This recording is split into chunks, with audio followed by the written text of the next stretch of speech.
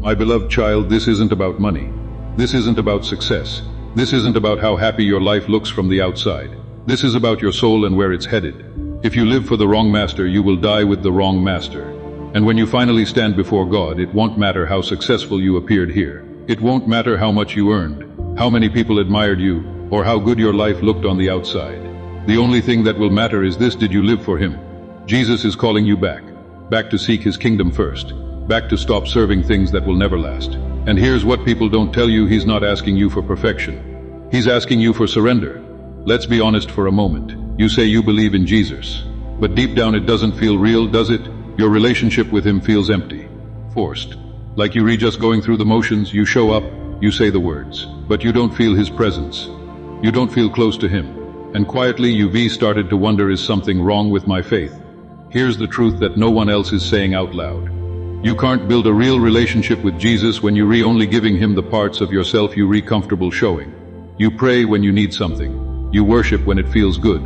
But you hide your sin. You avoid conviction. You're more focused on appearing like a Christian than actually living like one who is surrendered.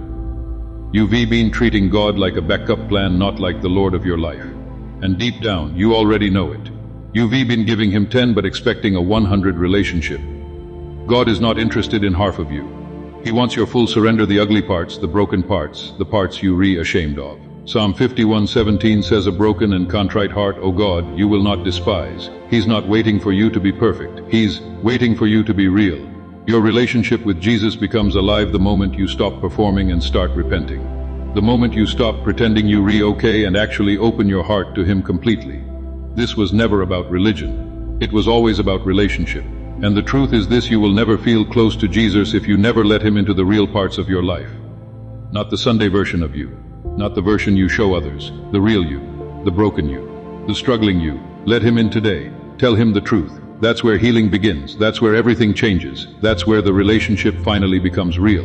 If you've been feeling distant, empty, or fake in your walk with Jesus, drop "I want it to be real" in the comments right now. Let that be your first honest step toward Him.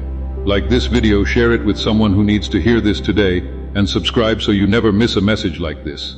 And if this touched your heart, drop an amen below.